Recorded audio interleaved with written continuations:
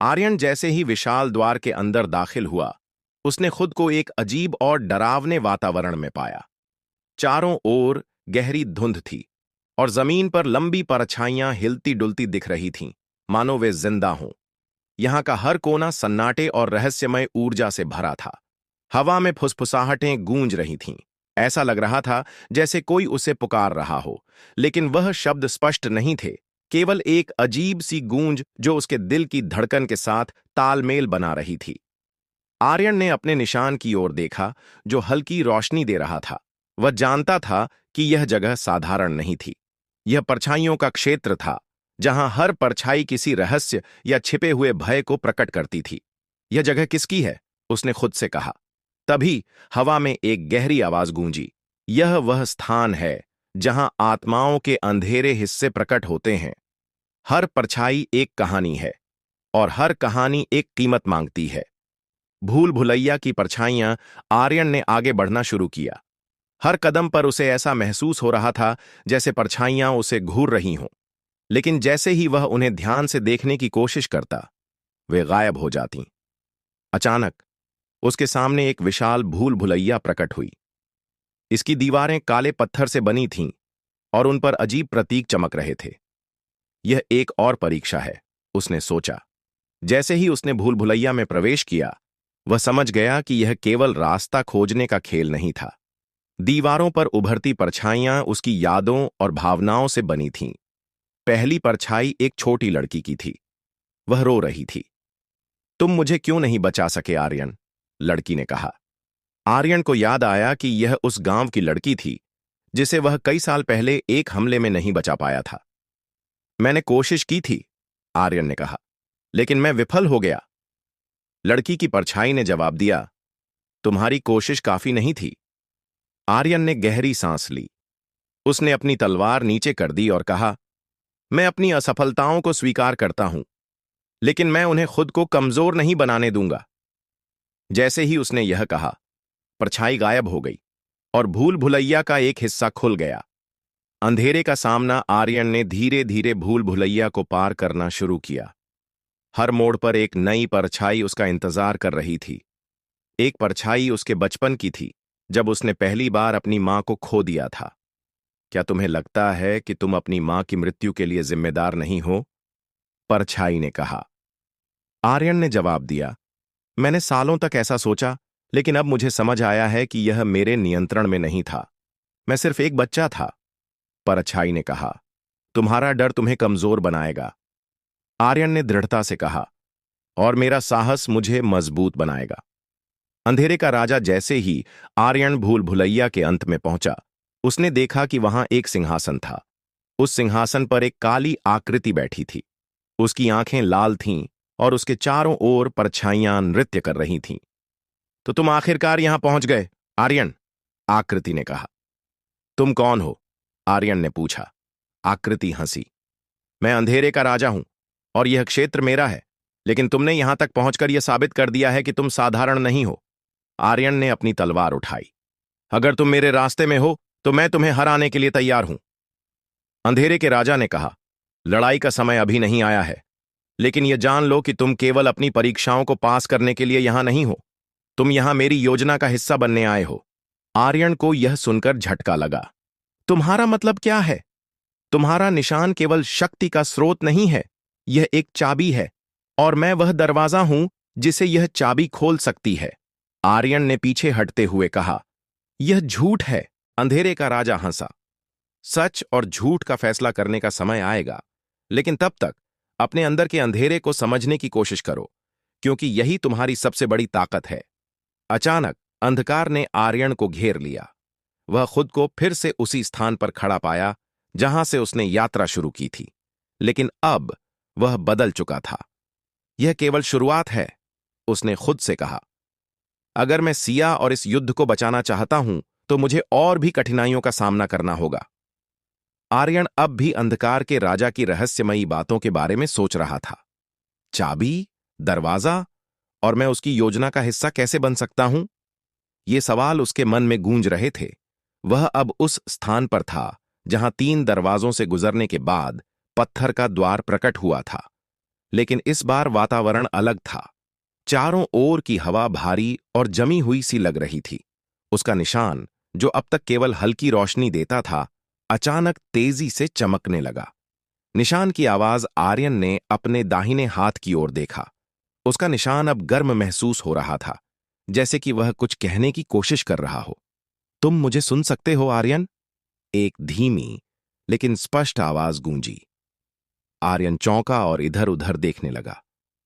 कौन बोल रहा है? मैं तुम्हारे निशान की चेतना हूं, आवाज ने कहा। मैं हमेशा तुम्हारे साथ रहा हूं, लेकिन अब समय आ गया है कि तुम मेरी पूरी शक्ति को समझो। पूरी शक्ति? आर्यन ने गहरी सांस लेते हुए पूछा। तो अब तक मैंने केवल इसे सतही रूप से इस्तेमाल किया है?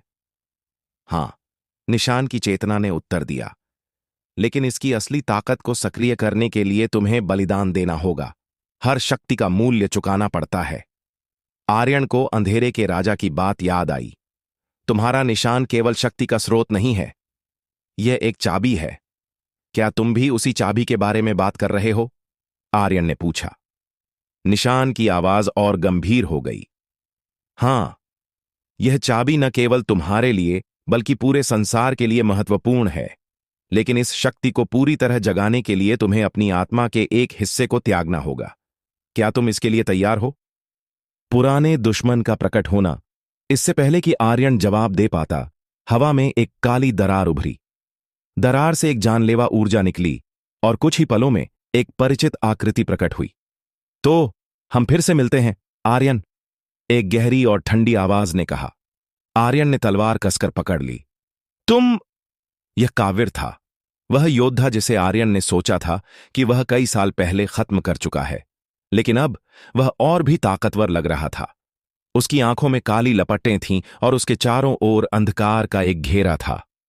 तुम्हें देखकर अच्छा लगा, काविर ने हंसते हुए कहा। क्या तुमने सोचा था कि मुझे इतनी आसानी से हरा दोगे? आर्यन ने गुस्से से कहा। तुम्हें मारकर मैंने अपने लोगों को बचाने की कोशिश की थी, लेकिन लगता है तुमने कुछ और ही रूप ले लिया है। काविर ने अपनी तलवार उठाई।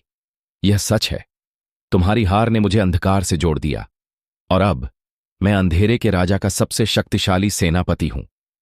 भयंकर युद्ध का आरंभ आर्यन ने बिना समय गवाए हमला किया। उसकी तलवार और निशान की रोशनी काविर के अंधेरे से टकराई और दोनों के बीच एक भयंकर लड़ाई शुरू हो गई। काविर तेज था और उसकी हर चाल अंधकार से भरी थी। आर्यन के हर वार को रोकने के लिए वह अपनी परछाइयों का उपयोग कर रहा था। तुमने बहुत प्रगति की है आर्यन, काविर ने कहा, लेकिन यह पर्याप्त नहीं होगा। आर्यन ने अपने निशान की ऊर्जा को केंद्रित किया। वह जानता था कि काविर को हराने के लिए उसे अपनी पूरी ताकत लगानी होगी, लेकिन निशान की चेतना उसे बार बार याद दिला रही थी कि असली शक्ति को जगाने के लिए उसे कुछ खोना होगा। मैं तुम्हें ऐसे नहीं छोड़ सकता, आर्यन ने गुस्से से कहा। अगर मुझे अपनी जान भी देनी पड़ी तो मैं तुम्हें रोकूंगा। निशान की शक्ति का विस्फोट काविर ने जोरदार वार किया, जिससे आर्यन पीछे गिर गया। यह सब बेकार है, काविर ने हंसते हुए कहा। तुम्हारे पास मेरे अंधेरे का सामना करने की शक्ति नहीं है। आर्यन ने गहरी सांस ली और अपनी आंखें बंद कर लीं। उसने अपने निशान की ऊर्जा को महसूस किया। मैं तैयार हूं, उसने कहा। निशान की चेतना ने उत्तर दिया, तो स्वीकार करो अपना बलिदान। अचानक आर्यन का निशान चमकने लगा। उसकी रोशनी इतनी तेज थी कि काविर कुछ पलों के लिए देख नहीं सका। आर्यन ने अपनी तलवार को निशान की शक्ति से भर लिया और जोरदार वार किया। रोशनी ने काविर के चारों ओर के अंधेरे को काट दिया। उसकी परछाइयां चीखने लगीं और झलकर राख हो गईं। काविर जमीन पर गिर पड़ा, लेकिन उसकी आंखों में अब भी एक अजीब सी चमक थी। तुमने मुझे हराया, आर्यन, काविर ने कहा, लेकिन यह सिर्फ शुरुआत है। अंधेरे का राजा तुम्हें अपनी योजना का हिस्सा बना लेगा, चाहे तुम चाहो या नहीं। काविर की आवाज गूंजती रही और फिर वह गायब हो गया। निशान की शक्ति का अर्थ आर्यन अब अकेला खड़ा था। उसका शरीर कमजोर महसूस कर रहा था और निशान की रोशनी अब मध्यम पड़ने लगी थी। यह बलिदान क्या था? उसने खुद से पूछा। निशान की चेतना ने उत्तर दिया, तुमने अपनी आत्मा का एक हिस्सा त्याग दिया और अब तुम्हारी शक्ति पहले से कहीं अधिक है, लेकिन याद रखना, हर बार जब तुम इस शक्ति का इस्तेमाल करोगे, तुम्हारे अंदर से कुछ खो जाएगा। आर्यन ने गहरी सांस ली। अगर यह बलिदान मेरे लक्ष्य के लिए आवश्यक है तो मैं इसे स्वीकार करता हूं। अचानक सामने एक और द्वार प्रकट हुआ। यह द्वार और भी विशाल और भव्य था, मानो यह कहीं और अधिक खतरनाक स्थान की ओर ले जा रहा हो। यह कहां ले जाएगा? आर्यन ने खुद से कहा, लेकिन वह जानता था कि उसे आगे सुनना होगा। आर्यन ने द्वार के पास खड़े होकर एक गहरी सांस ली। उसे अपने निशान से हुई थकावट अब भी महसूस हो रही थी, लेकिन आगे बढ़ने के अलावा कोई विकल्प नहीं था। वह जानता था कि हर कदम उसे अपने लक्ष्य के करीब ला रहा था, लेकिन हर कदम के साथ खतरों का स्तर भी बढ़ रहा था। जैसे ही उसने द्वार को धक्का दिया, एक तेज आवाज ने हवा को काटते हुए गूंजना शुरू कर दिया। यह आवाज न तो इंसानी थी और न ही पूरी तरह से शैतानी। वह आवाज उसकी आत्मा तक पहुंच रही थी। परछाइयों का अखाड़ा द्वार के दूसरी ओर एक विशाल मैदान प्रकट हुआ। यह अखाड़ा था, लेकिन ऐसा कोई अखाड़ा जिसे आर्यन ने पहले कभी नहीं देखा था। चारों ओर घना अंधेरा था और जमीन पर खून और राख के निशान फैले हुए थे। अखाड़े के बीचों बीच एक विशाल मंच था और उस पर खड़ा था एक सिंहासन जो परछाइयों से बना हुआ था। सिंहासन पर कोई नहीं था, लेकिन उसके चारों ओर घुमावदार परछाइयां नृत्य कर रही थीं, मानो किसी अदृश्य शक्ति का इंतजार कर रही हों। स्वागत है योद्धा, एक गहरी गूंजती हुई आवाज ने कहा। आर्यन ने चारों ओर देखा, लेकिन कोई नहीं दिखा। तुम कौन हो? उसने चिल्लाते हुए पूछा। मैं परछाइयों का स्वामी हूं, आवाज ने उत्तर दिया। यह अखाड़ा मेरी कृति है और यह स्थान तुम्हारे लिए एक और परीक्षा है। पहली परीक्षा, परछाई योद्धा। अचानक जमीन के बीचों बीच से एक परछाई उठने लगी। वह धीरे धीरे आकार लेने लगी और कुछ ही पलों में एक विशाल योद्धा में बदल गई। उसकी आंखें सफेद थीं और उसकी तलवार से काले धुएं निकल रहे थे। यह रहा तुम्हारा पहला विरोधी, परछाइयों के स्वामी की आवाज ने कहा। अगर तुम इसे हरा सकते हो तो ही तुम अगले चरण में जा सकते हो, लेकिन याद रखना, यह तुम्हारी सबसे बड़ी कमजोरी को पहचानता है और उसी का फायदा उठाएगा। आर्यन ने तलवार कसकर पकड़ ली। तुम जो भी भेजोगे, मैं उसे हराने के लिए तैयार हूं। परछाई योद्धा ने हमला किया। उसकी चालें इतनी तेज थीं कि आर्यन को मुश्किल से बचने का समय मिला। उसकी हर वार में एक अजीब सी शक्ति थी जो आर्यन को कमजोर करने की कोशिश कर रही थी। यह योद्धा मेरी कमजोरी को समझता है, आर्यन ने सोचा। अचानक परछाई योद्धा ने एक अजीब सा मंत्र पढ़ा और आर्यन की मां की परछाई प्रकट हो गई। आर्यन, उसकी मां ने कहा, तुमने मुझे बचाने के लिए कुछ नहीं किया। क्या तुम मुझे भूल गए? आर्यन का दिल भारी हो गया। यह उसकी सबसे बड़ी कमजोरी थी, उसकी मां की मौत का दर्द। परछाई योद्धा ने इस भावनात्मक कमजोरी का फायदा उठाने की कोशिश की, लेकिन आर्यन ने गहरी सांस ली। तुम मेरी मां नहीं हो, उसने कहा। यह सिर्फ एक चाल है, मैं इसे कमजोर बनने नहीं दूंगा। उसने अपनी तलवार को निशान की ऊर्जा से भर लिया और परछाई योद्धा पर वार किया। उसकी शक्ति इतनी तेज थी कि परछाई योद्धा चिल्लाते हुए धुएं में बदल गया। दूसरी परीक्षा, समय की परछाई। आर्यन को लगा कि उसने पहली परीक्षा पार कर ली है, लेकिन तभी मंच के चारों ओर परछाइयां और भी सघन होने लगीं। तुमने अपनी पहली कमजोरी का सामना किया, आवाज ने कहा, लेकिन यह केवल शुरुआत थी। अचानक आर्यन के सामने एक घड़ी प्रकट हुई। यह घड़ी समय को दर्शा रही थी, लेकिन उसकी सुइयां पीछे की ओर घूम रही थीं। यह क्या है? आर्यन ने हैरानी से पूछा। यह समय की परछाई है, आवाज ने कहा। यह तुम्हें उन पलों में ले जाएगी जो तुम्हारे लिए सबसे महत्वपूर्ण थे, और अगर तुम उन पलों को बदलना चाहते हो तो तुम्हें उसकी कीमत चुकानी होगी। घड़ी की सुइयां तेजी से घूमने लगीं और आर्यन ने खुद को अपने अतीत में पाया। वह उसी दिन पर था जब उसका गांव पर हमला हुआ था। वह दृश्य उसकी आंखों के सामने था, चीखते लोग, जलते हुए घर और उसकी मां की मौत। तुम इसे बदल सकते हो, आवाज ने कहा, लेकिन इसके लिए तुम्हें अपनी वर्तमान शक्ति को त्यागना होगा। क्या तुम तैयार हो? आर्यन ने अपनी तलवार कसकर पकड़ ली। उसने गहरी सांस ली और कहा, अतीत को बदलने की कीमत मेरे वर्तमान को खोने की है, और अगर मैं अपना वर्तमान खो दूं तो मैं उन लोगों की रक्षा नहीं कर पाऊंगा जिन्हें मैं प्यार करता हूं। मैं अतीत को स्वीकार करता हूं और इसे अपनी ताकत बनने देता हूं। घड़ी अचानक टूट गई और समय की परछाई गायब हो गई। एक नई चुनौती का आह्वान। अखाड़े में अंधेरा फिर से घना हो गया। परछाइयों के स्वामी की आवाज गूंजी, तुमने अपनी दोनों परीक्षाएं पास कर ली हैं, लेकिन तुम्हारे रास्ते की सबसे बड़ी चुनौती अब भी बाकी है। सिंहासन के चारों ओर की परछाइयां अचानक ठहर गईं और उनके बीच से एक आकृति प्रकट हुई। यह आकृति मानवीय थी, लेकिन उसकी ऊर्जा आर्यन से कहीं अधिक शक्तिशाली महसूस हो रही थी। तुम्हारा स्वागत है आर्यन, आकृति ने कहा। उसकी आवाज में एक ठंडा लेकिन आकर्षक प्रभाव था। आर्यन ने अपनी तलवार उठाई। तुम कौन हो? मैं इस अखाड़े का संरक्षक हूं, आकृति ने कहा, और तुम्हारी असली परीक्षा अब शुरू होती है। अचानक पूरा अखाड़ा रोशनी और अंधकार के विस्फोट से भर गया। आर्यन को लगा कि यह लड़ाई उसकी सीमाओं से परे होगी। अखाड़े का पूरा वातावरण आर्यन पर दबाव डाल रहा था। हर कदम पर वह अपने अंदर एक भारीपन महसूस कर रहा था, मानो वह किसी अदृश्य शक्ति के नीचे दबा जा रहा हो। सिंहासन के पास खड़ी आकृति उसकी ओर देख रही थी। उसकी आंखों में एक ठंडा लेकिन खतरनाक तेज था। तुमने यहां तक पहुंचकर अपनी काबिलियत दिखाई है, संरक्षक ने कहा, लेकिन तुम अभी तक ये नहीं समझ पाए हो कि परछाइयों का यह खेल कितना गहरा और खतरनाक है। आर्यन ने अपनी तलवार को कसकर पकड़ लिया। मैंने हर खतरे का सामना किया है और मैं तुम्हें भी हराने के लिए तैयार हूं। संरक्षक मुस्कुराया। तुम बहुत आत्मविश्वास से भरे हो, लेकिन इस अखाड़े में केवल ताकत से जीतना संभव नहीं है। तुम्हें अपनी आत्मा और बुद्धि दोनों को इस्तेमाल करना होगा। क्या तुम तैयार हो? संरक्षक का पहला वार। आर्यन ने अपनी तलवार से हमला करने के लिए दौड़ लगाई, लेकिन जैसे ही उसने वार किया, संरक्षक अचानक गायब हो गया। आर्यन के वार ने केवल हवा को चीर दिया।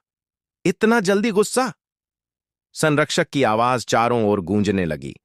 वह हर दिशा से आ रही थी, जिससे आर्यन को यह समझ नहीं आ रहा था कि वह कहां है। अचानक आर्यन की पीठ पर एक तेज वार हुआ। वह जमीन पर गिर गया। जब उसने ऊपर देखा तो संरक्षक ठीक उसके सामने खड़ा था। तुम्हें धैर्य रखना सीखना होगा, संरक्षक ने कहा। यह लड़ाई केवल शक्ति की नहीं है, यह तुम्हारे मनोबल और बुद्धि की परीक्षा भी है। परछाइयों का जाल। आर्यन खड़ा हुआ और उसने चारों ओर ध्यान से देखा। अखाड़े की दीवारों से परछाइयां निकलने लगीं। वे धीरे धीरे उसकी ओर बढ़ रही थीं और हर परछाई में अजीब सी ऊर्जा थी जो उसे कमजोर कर रही थी। क्या तुम इन परछाइयों से बच सकते हो? संरक्षक ने कहा। आर्यन ने अपनी तलवार को निशान की ऊर्जा से भर लिया और वार किया। एक झटके में परछाइयां गायब हो गईं, लेकिन तुरंत ही उनकी जगह और भी अधिक परछाइयां प्रकट हो गईं। तुम इसे ताकत से नहीं जीत सकते, संरक्षक ने कहा। तुम्हें समझना होगा कि परछाइयां केवल तुम्हारी असुरक्षाओं और डर का प्रतिबिंब है। आर्यन ने गहरी सांस ली और अपनी आंखें बंद कर लीं। उसने अपने डर को महसूस किया, अपनी मां की मौत, अपने गांव का विनाश और वह दर्द जिसे उसने हमेशा छुपाने की कोशिश की। मुझे तुम्हारे डर की जरूरत नहीं, आर्यन ने खुद से कहा। यह केवल मुझे कमजोर बनाता है। जैसे ही उसने अपने डर को स्वीकार किया, परछाइयां अचानक रुक गईं और फिर गायब हो गईं। संरक्षक का असली रूप। संरक्षक ने ताली बजाई। बहुत अच्छा, तुमने अपने डर का सामना किया, लेकिन यह केवल पहली परीक्षा थी।